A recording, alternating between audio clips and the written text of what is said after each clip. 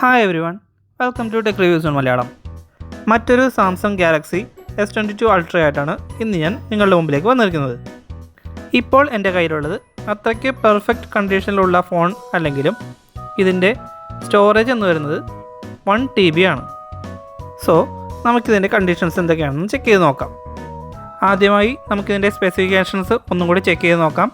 കൂടുതൽ detail video മുകളിൽ പിൻ ചെയ്തിട്ടുണ്ട്, അതും കൂടി കാണാം. അതുപോലെ തന്നെ മറ്റൊരു S22 അൾട്രയുടെ വീഡിയോയും മുൻപ് പോസ്റ്റ് ചെയ്തിട്ടുണ്ട്, അതും കൂടി ചെക്ക് ചെയ്ത് നോക്കാം.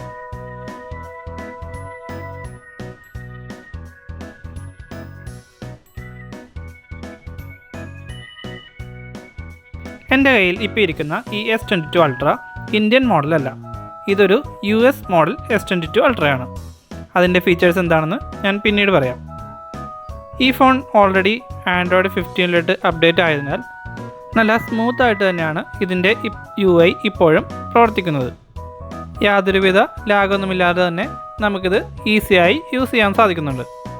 S Penൻ്റെ കണ്ടീഷൻ നോക്കിക്കഴിഞ്ഞാലും സ്മൂത്തായിട്ട് തന്നെ നമുക്കിതിനകത്ത് റൈറ്റ് ചെയ്യാനും വരയ്ക്കാനൊക്കെ സാധിക്കുന്നുണ്ട്.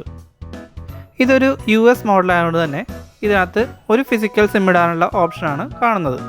സിം ട്രേയുടെ കണ്ടീഷനും നല്ല ക്ലീൻ ആണെന്ന് കാണാം. ഒരു ഫിസിക്കൽ സിം കൂടാണ്ട് ഒരു സിം ഇടാനുള്ള ഓപ്ഷനും ഇതിനകത്ത് അവൈലബിൾ ആണ്. ലേറ്റസ്റ്റ് ഗാലക്സി AI ഫീച്ചേഴ്സും ജെമിനി AI പോലുള്ള ഫീച്ചേഴ്സും ഇതിനകത്ത് അവൈലബിൾ ആണ്. ഇനി നമുക്കിതിൻ്റെ ക്യാമറ പെർഫോമൻസും കൂടി ഒന്ന് ചെക്ക് ചെയ്ത് നോക്കിയേക്കാം. 108 മെഗാപിക്സലിൻ്റെ മെയിൻ ക്യാമറ യൂസ് ചെയ്ത് 24 FPS വരെയുള്ള 8K വീഡിയോസും നമുക്ക് ഇതിനകത്ത് റെക്കോർഡ് ചെയ്യാവുന്നതാണ്. അപ്പോൾ നമുക്ക് കുറച്ച് ക്യാമറ ആൻഡ് വീഡിയോ സാമ്പിൾസ് ഒന്ന് കണ്ടു നോക്കാം.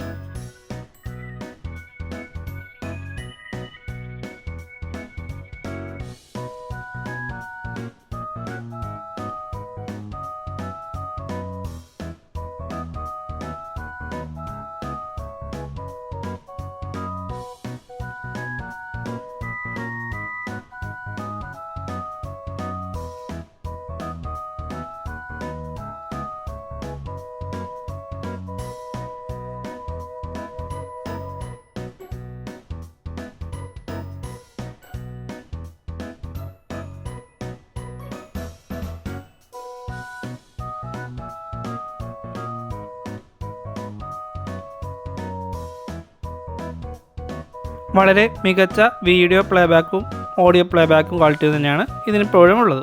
അതും കൂടി ഒന്ന് കണ്ടു നോക്കാം.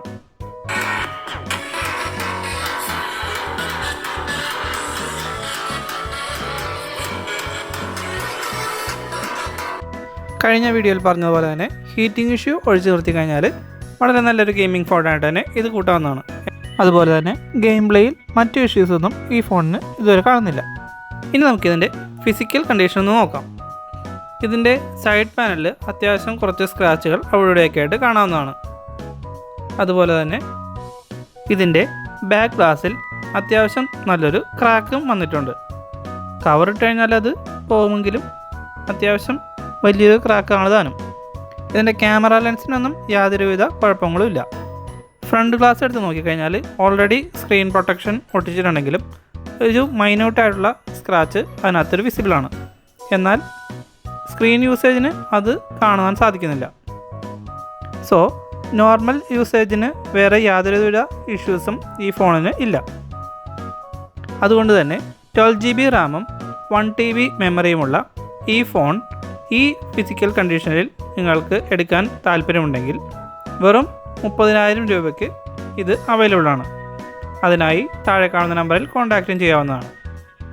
ഇതുപോലെ എന്തെങ്കിലും ഇഷ്യൂസ് ഉള്ള ഫോണാകുമ്പോൾ വളരെ റീസണബിൾ ആയിട്ടുള്ള പ്രൈസിൽ അത് ലഭിക്കുന്നതാണ്.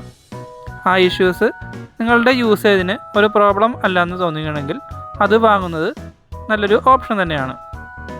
സോ ഏത് കണ്ടീഷനുള്ള ഫോണാണെങ്കിലും കറക്റ്റായിട്ട് ചെക്ക് ചെയ്തിട്ട് നിങ്ങളുടെ യൂസും പ്രൈസ് റേഞ്ചും നോക്കിയിട്ട് വാങ്ങുവാൻ ശ്രദ്ധിക്കുക.